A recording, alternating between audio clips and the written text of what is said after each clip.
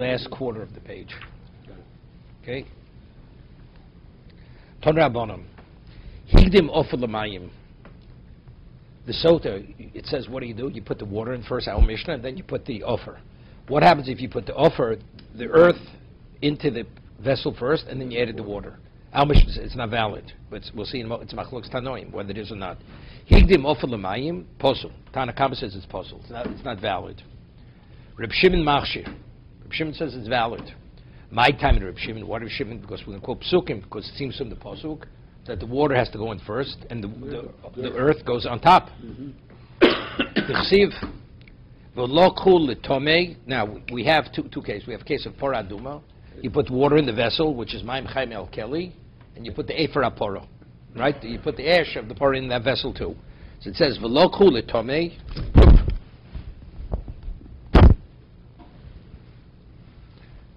Second. V'lo Kul L'Tomei Me'afar Sreifas HaChatos. Okay, V'tanya Omer Shimon, Chi Oferhu. What do you mean? It says you take offer. Ash is afer. Offer is dirt. Right. This is ash. Tanya Omer Shimon, Chi Oferhu, Halo Eferhu. Shina Kosev Kimashmo.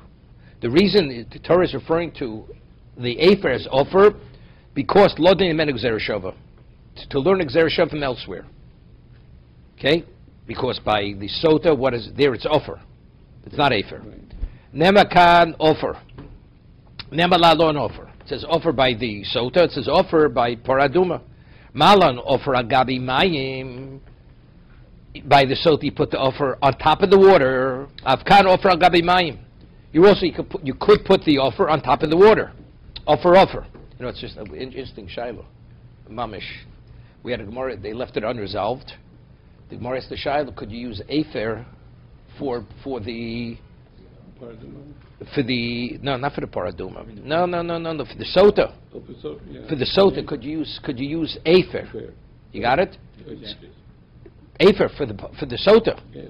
Here we're saying the reason why Rishim says they were shana, they used offer, because we have to learn afer. But we're saying even by Sotah, you could use afer. So what does there have to be mishana? So you see clearly according to Reb Shimon that afer doesn't qualify.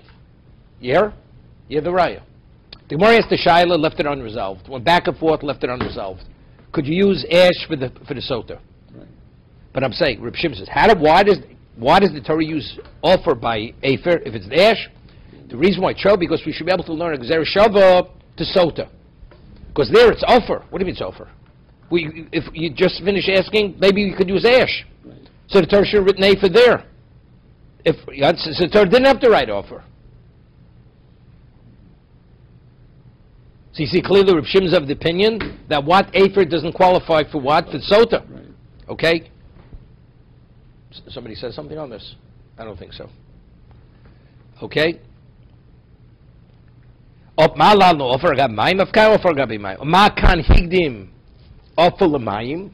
happens by paraduma? You put the offer first, it's kosher. So by Sotah also, you put in the water before, the dirt before the water also. How do we know? We have two psukim. Chsiv olov. Let's see, one second, yeah. That's by what? That's by the paradum. It says, V'noso, right, olov, alma, what's olov? Alma efer, v'reisha. You're putting, right, uksiv, mayim chaim el keli. So what goes? The water goes directly to the kli. There's nothing separating between the water and the. So we have two psukim. It's contradiction. It says you put the offer into the kli by paraduma, and then it says you put the water directly in. So what goes in first? Alma mayim bereisha. So how do we reconcile both psukim? The answer is okay. So rotzazen no same. Whichever you want. There's no first way or second way. Whatever you choose. You put the water in first, you put the ash in first. Either way, it's good. Okay? So as a result of that, what's the justice over there? Either way, here also by Sotah, whatever way you want to do it. You want to put in the dirt first? Fine. You want to put the water first? Also good. V'rabbanan el keli. So what about the chachomim? The chachom said, no, you have to put the water in first. Doesn't help it. It says, Maim chaim el keli. Davka. Rabban el keli davka. So olav, so what's olav? We have to, olive seems to be the water goes olive, right? Maim chayim el keli le'arvon. Olive means you have to mix it. Ve'ema olive dafka. El keli shetei chiyu. Yeah. Why do we say olive is dafka? What is he saying? Olive is not specific, needs to mix. Maybe olive means you put it directly, the dirt on the kli. Dafka, yeah, ema olive dafka, el keli shtei chiyusan b'chli. Right? And we should learn what is Maim Chaim El Keli. El Keli means that what is Maim Chaim? You draw it from a wellspring. Could I draw it from another vessel, add it, or you have to use the vessel itself directly out of the wellspring? Right? To tell me chiyusim b'kli, that you have to draw it, the vessel that you can use, that has to be the vessel. Has to be that you use the paraduma. Just as we find usually the machshir is up on top. Afkan machshir lemalo. He says, offer hu ha-machshir esamayim. Livdok, what causes the water to be activated? It's the offer. Just water alone doesn't do it. It's the offer.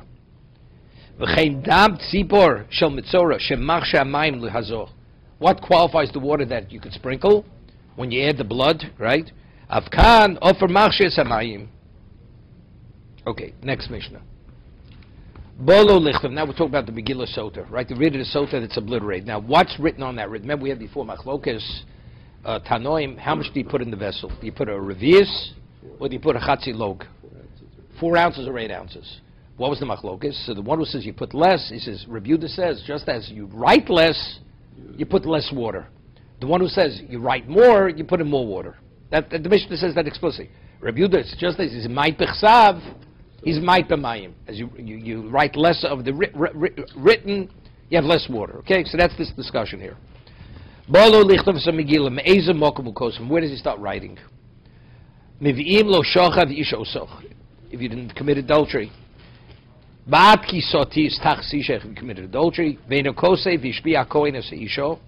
Doesn't write the Kohen adjures the woman.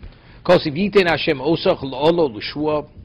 you should be a olish like a curse. You don't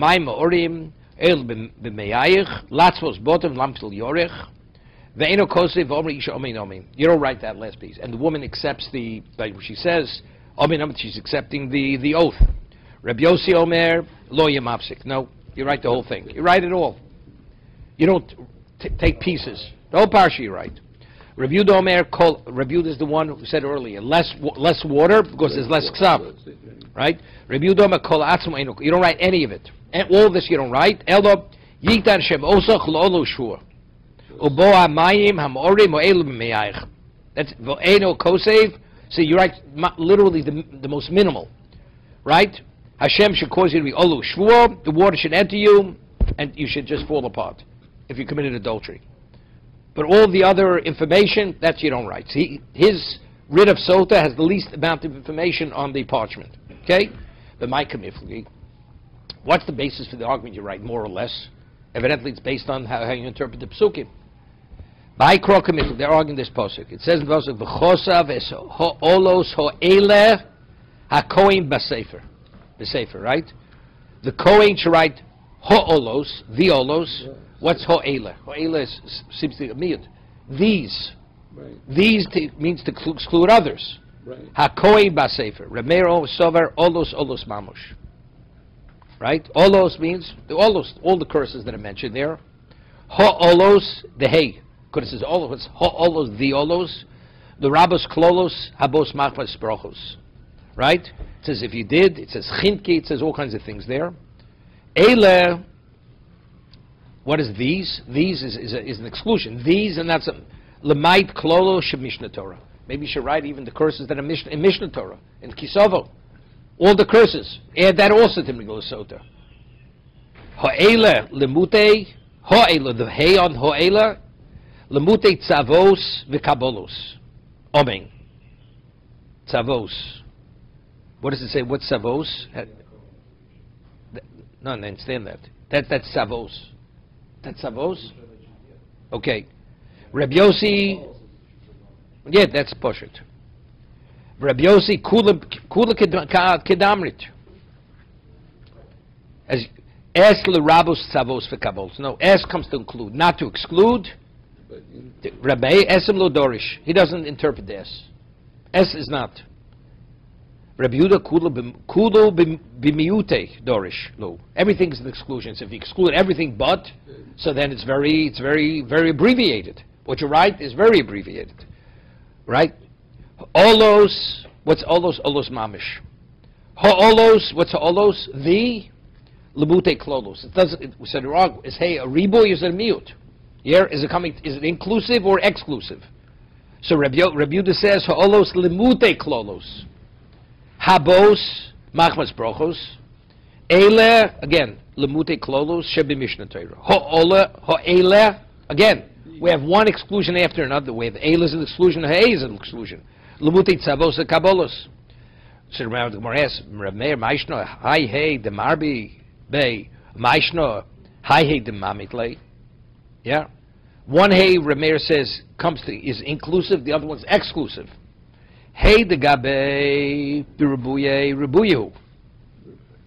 Hey the Gabe the Miuto. When it says Ho Eila, Eila is a miut, correct? Right? What does Eila mean? These. So it says these. Wait. So the hay that's associated with Eila is also exclusive. Right. The hay that's associated with inclusive, that hay includes more. You understand? Eila literally means an exclusion. These is an exclusion. So ha'ela also. Right. But let's say ha'olos, which olos is all inclusive, right. More. So the hay includes even more. Right. Okay. So more asks, "Volesle l'ramei b'chlal lavato shemein." Doesn't Rabbi hold Mechlal from the inference? So what do you have to write it? Mechlavato shehemei. Is that the Gemara's question? Rega. The Shamina laid the boy Tanai Koful Rabbi Omer Kol Tanai Sheinu Tanai Bnei Gorim even Einu Tanai Dechsivei Yabu Lo Holo Kafle Lebechlal the Lav. Right? What's the Gemara's question? You should have to. You mean Rabbi doesn't hold Mechlavato shemein? Oh, what's the Gemara's question?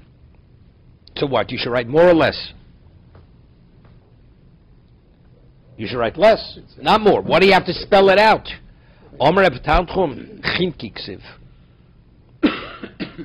Because the Torah does spell it out, because it says chinki. What? Chinoki. It could be hinoki or chinoki. Chinki means you should choke. Right? That's what it means. Chenek. Dosh Reb Kiva. Ish v'isha zochu. This is very famous Gemara. Ish v'isha zochu. Shchina beineim. If people, they merit to have a good relationship, harmonious, shchina. Lo zochu. What happens if you take the yud from the ish and the hey from the isha? Right? It's fire and fire. Eisho chlosan. They're consumed by fire. Omar Rava. Ud isha adifa midi ish. The hide the mitzarif, follow mitzarif. 1 second. Lo zochu she'akadosh baruch hu misalik shmo mibnei v'nimtza eish v'eish. Zochu lo leches b'derech yishoro shelo yehu noef lo hi noef is both. You hear this? He doesn't behave properly. She doesn't behave properly.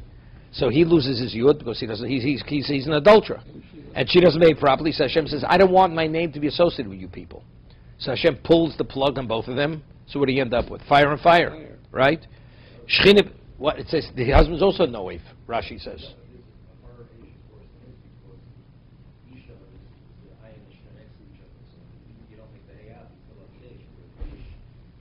You have separating it, right? Eisha liisha kosher meheris lecho lipora mishalish. It consumes more quickly, even though it's a little different. Why? The halach is if he commits adultery, so when she drinks, he dies. You understand? He dies also. Right. And but how does it manifest itself? Right? What do you mean? It's true. The hay is at the end of the name. Aleph, Shin, Hay. The Yud separates between the Aleph and the Shin. So the two letters are not together. But bottom line, factually,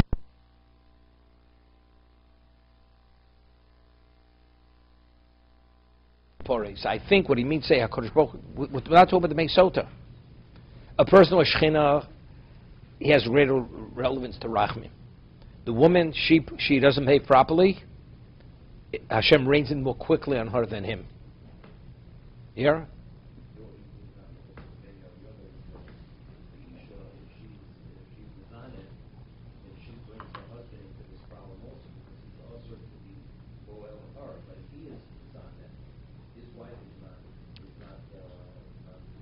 Right.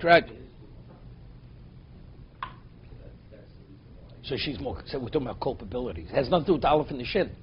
Nothing to do with the Aleph Shin. She's kosher. No. Her behavior, her misbehavior is more serious than his misbehavior. You understand? Right. Even though, let's talk. He causes the other guy to commit adultery, to have a forbidden relation with his wife. As she causes him, as he does know about his wife, the other guy's wife doesn't know about him, doesn't know about her. Well, so why? They're both culpable. Same level of culpability. He committed adultery with a married woman, so she has a husband also. Then it's not adultery. He's a no if she's no efes. You understand? It's the same thing.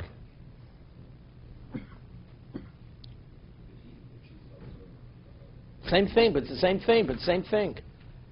If he doesn't know, he's not allowed to be with her. And wait a second, but the other woman they committed adultery, she's not allowed to be with her husband. No, but that's what we're saying. She did the wrong thing. In addition to doing the wrong thing, committing adultery, she's causing her husband to do the wrong thing. But if a husband had relations with someone else, another married woman, she did the same thing. Right. He committed adultery, and he's causing the other guy's husband to have relations with his wife, which is also it's difficult. Okay. Why was it more direct? Why? I don't understand why. It's the same directness. He directly committed adultery with the woman. I understand.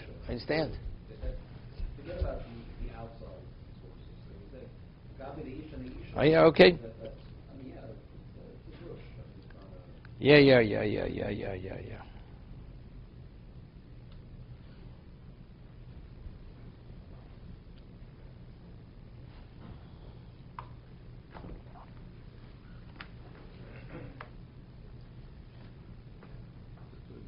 Okay.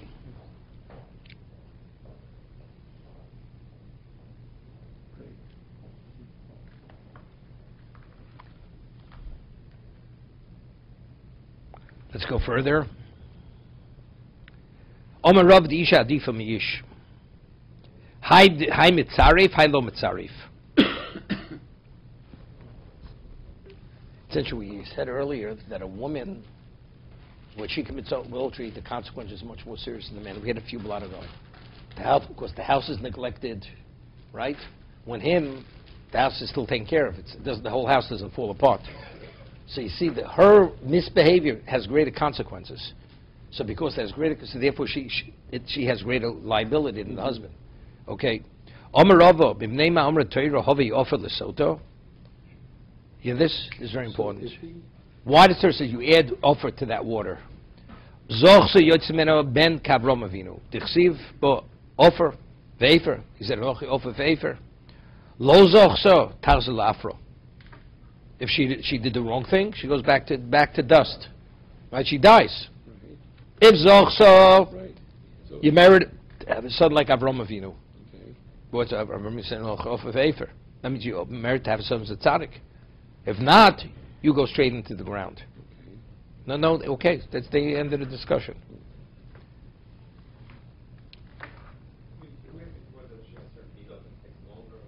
No, she has schus HaTorah. She has schus HaTorah. Well, first it was machlokes tanoim. Do we say schus Torah? Don't we say schus Torah? It was an argument. Remember we had earlier. Is it delayed?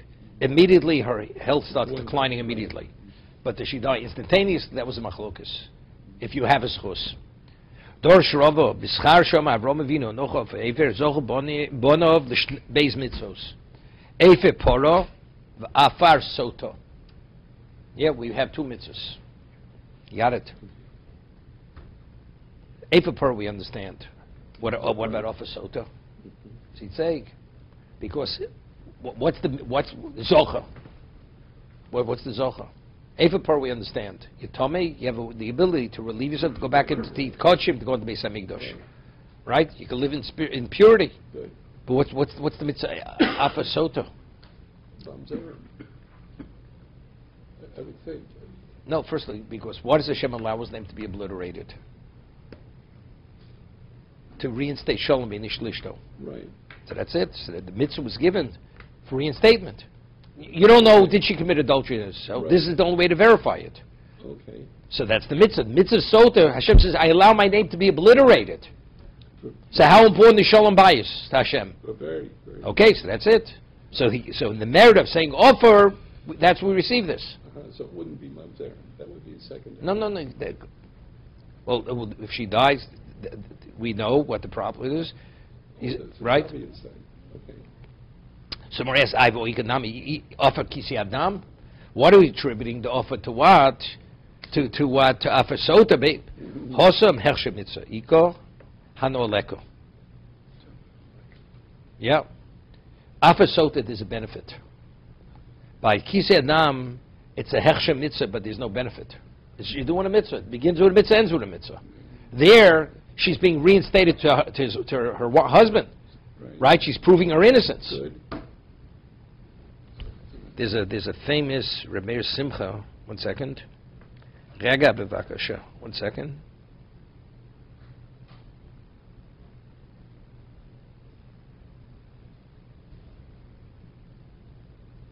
See, Rashi says, what's the benefit? Firstly, the shalom beinish lishto. Also, shlo yabred mamzerim b'Yisrael.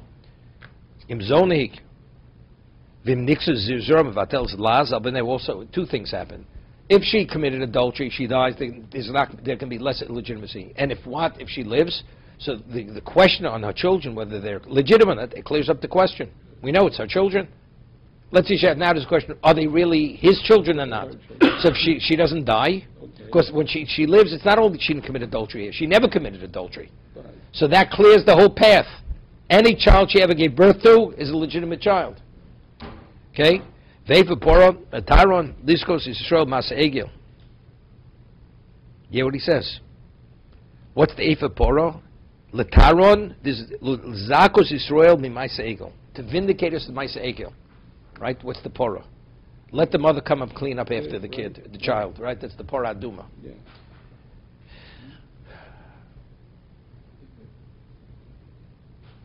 It's interesting. Why is it a cow? The pora aduma is mechaper on the maisa egel. Right? All the illusions there have to do with Tamima, Aduma, sin is red.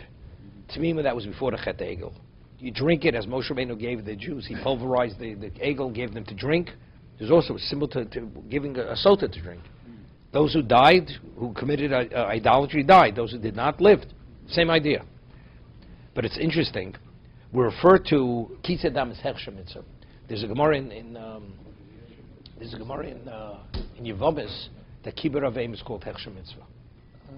What if it's Hershe Mitzvah? Right? It's a mitzvah. So he goes to explain. So it'll be similar to this. Here the Gemara is referring to Kisei as Hershe Mitzvah. What if it's Hershe Mitzvah? When you buy a lulav and Ezra, that's Hershe Mitzvah. Right? Pulverizing the dirt to use it for Kisei, that's Hershe. You're preparing it for that. Right? But the actual covering the blood, that's the mitzvah itself. Okay? You have to see Rameh Simcha in parshas Kedoshim. He speaks about this. He doesn't bring this, but he speaks about why Kibbur Avim is Hershe Mitzvah. Okay? Now, what's Ritzu Shel Tefillin? Vega. Dosh Rabbi B'schar Sham Avinu Im Chut V'atzroch Now, by the King of Stone, I will not take a thread or a bootstrap from you. Zochul Bonov L'Shnei Mitzvos. Beis Mitzvos. Chut Shel Tcheles. Ritzu Shel Tefillin. Yeah. Bishlom Ritzu Shel Tefillin. Dichsiv Ro Kolei Me'oretz Ki Shem Hashem Nikro Alecho. V'tanya Rebbe Lezer Godel Omer. What is Roami or Kolayam when the people will see Shem Hashem called upon you? El Tefillin Sheberosh. Yeah. So I don't understand what the question is. Good. El Chut Shel Tcheles Mai. Well, what's the question? Tzitza. We're talking about what's Chut Shel Tcheles? That means the bits of tzitza in its fullest sense. What's the first question? Tzul Shel Tefillin Kibul Scharu Diika Hano. Tichsiv Zochu. Avuchut Shel Tcheles. Aha. We're talking about, we're only listing things to Sheish Ben Hano. Right? Factually, we have Kisei Adam because of what's his name. Also, offer. But why isn't it listed? Because only things that we have Hano, we have benefit from. So versus Tefillin, what's the benefit? The world will revere you. Right. But in Chutz, what benefit do we have?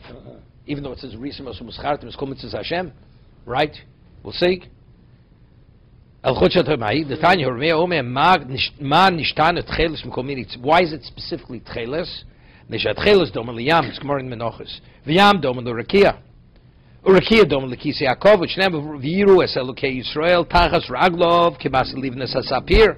Ketzem mishmaim l'tor. Siv b'mar evet sapir dumus hakisei. So what does it do? It instills fear in you. So that's the benefit. Won't say Poshet, quote the Posuk. Risa muschadel kol mitzvahs Hashem Elokechem. When you look at the tzitzis, what happens? You remember all the mitzvos. There's a famous word from the Chofetz Chaim. Both leave you berries and no good.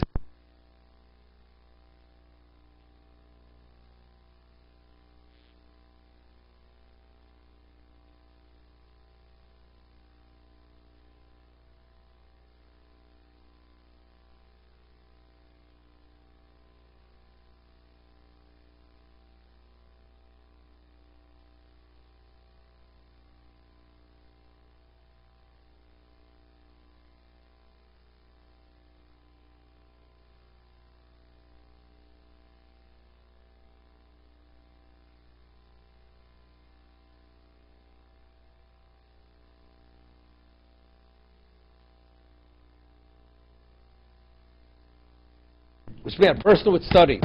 A person studies, but out of sight, out of mind. When you look at the tzitzis, it brings it back to mind. But let's say you never studied, right? You can look at the wall, it's the same thing. You accomplish nothing. Very good. That explains it here, though. That's the difference in remembering and fearing God. No, but why is that a benefit? If you remember all the mitzvahs, that's not a benefit. You remember them and not do them. No, you will do them. You will. When you look, you remember that will cause you to do them. It says v'yisim kadoshim. It will cause you to be holy, and that's why you're going to do the mitzvahs. So it's a whole combination. It's an effect on the person. So what do we have to cite this to see the Kisi Yaakov or this and that? Say both. And we're quoting a pasuk here. This pasuk's not in the Torah. Right? Where's this pasuk? Vov. No, it is. This is right. Kabbalah Satorah. Yeah. Yeah. This is Kabbalah Satorah. This is the story with Nadav Avihu and the Shimon Zakanim. Right? That's Vayochel Vayishtu. At the end of Mishpatim. This is at the end of Mishpatim. Okay, now, we know a Sefer Torah only written on what? On parchment. Right? You need cloth. There are certain things, materials, you attach the parts, you have to have gidim. You have the sinews. Now the paper, it's called Megillah Sotah. What do you write it on? You want to write it on paper. On a leaf. Is it valid? Eino kosev la luach, you're not permitted to write the Megillah Sotah, not on a tablet. Lo ha-nior. V'lo a diftero, it's a certain type of parchment. Okay? Rashi says, or she'eno ubod kol tzorcha. It's a piece of hide that was not worked properly, sufficiently. The maliach v'kamiach v'lo ofitz. It was soaked in salt and flour, but you didn't use usually you use walnuts. It's part of the process. Shrei ma'abdin haklofin ba'fotzim shekorin gleish. How does he explain that? Odd scroll.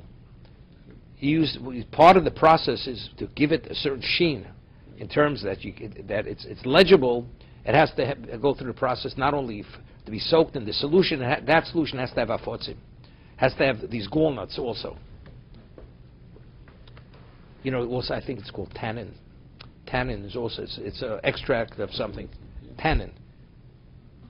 What does he say over there in the nothing? Diphthera. Top first word on the page. Okay, let's go further. Shenemar, what? Iron salt, kantum? No, we didn't get to kantum yet. Diphthera el ala Megillah. Shenemar bas sefer. It says bas sefer. Vedo kosev lo bekumos. That now we're talking about what you said. You don't use kumos lo kantum. Lo dover shehus she roshem elud bidio. Yeah, this thing has to be obliterated. Whatever, use a type of ink that it becomes permanently indelible. Yeah. It's a problem because you have to write something that becomes fully obliterated off the parchment. Right. So if you use kumos, these various chemicals, which it leaves an indelible mark on the parchment, it's a problem. Using ink, it's on the surface basically. You soak it in the water, it's going to be fully obliterated. Shenemar umocha ksav sheyochol limochos. It has to be obliterated, has to be fully erased. That there's no roshem, there's no trace of the original writing. It's interesting. The Gemara said, the Mishnah says in Pirkei Avos, what's the difference between you're teaching Torah to a young child or an older person?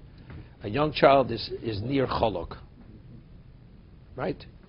An older person is near mochuk, and erased. Why? No, let's understand it. When you write on parchment, the parchment has a certain absorption capability. So when you erase it, you scratch it, you're only scratching off the surface.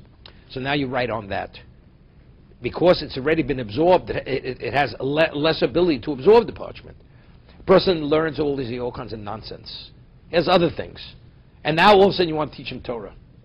So you understand, if the mind has nothing in it but, it's just open for information. And the information, it fully absorbs into the mind. There's nothing else underlying that information. That's a young person. That's near cholok. It's similar to the unblotted piece of paper or parchment. Same thing, it has to be mocha. Many years ago, Yeshiva once said a certain person assumed a certain position in Yeshiva. And he was a person, he married, teenage children. He wasn't qualified for the job. And my Yeshiva knew it. My Yeshiva, I was very close with him. So my Yeshiva says to me, as Aniyah Cholok, that's what he has going for him. And he's garnished. He doesn't know anything. So it's okay. So at least, he's starting with a fresh start. So it's not such a problem. Okay, let's do the next Mishnah. The Gemara. Omar Rava Megillah Sotah Shekosva Balaylo. You hear this? You write it at nighttime. Psula, my time. Asya Torah. It's Ksiv Hocha V'Osa Lo HaKohen Es Kol HaTorah Zos. That's by Megillah Sotah. Sifosam al pi haTorah sheyerucho v'al hamishpot. Could a court convene at nighttime? Because this is biyom antchilo. It has to be during daytime. So it says over there. It says Torah and it says v'al hamishpot. Ma mishpot biyom at Megillah Sotah bayom. Koselam afraid. You have to write it consecutively. You write it the portion of Sotah, whatever you write. We know that tefillin and mezuzah have to be considron. When you write it, it has to be written in the sequence of the Torah. Let's say you want to write a later word before a previous word, it's possible, right? What a Megillah Sotah also has to be written, it has to be written Kesidron. Koselam afraid is possible. T'chsiv v'kosev Toldos ho'ele ki d'chsivo, as it's written. You have to write it as it's written in the Torah. So what is written in the Torah? Word A comes before word B, and B before C. Kosva kodem shetkabel olei hashua. Psula, you hear this? It says he adjures her, she swears, it says then he writes it. What happens? He wrote it, he knew she was agreeable, and he wrote it before she even took the oath. It's possible, it's not valid. It has to be written after. Okay? Vishbiya achekach v'kosav, excuse me, psula, shnema vishbiya v'achkach v'kosav. First he adjures her, and then he writes. Kosvi geres psula.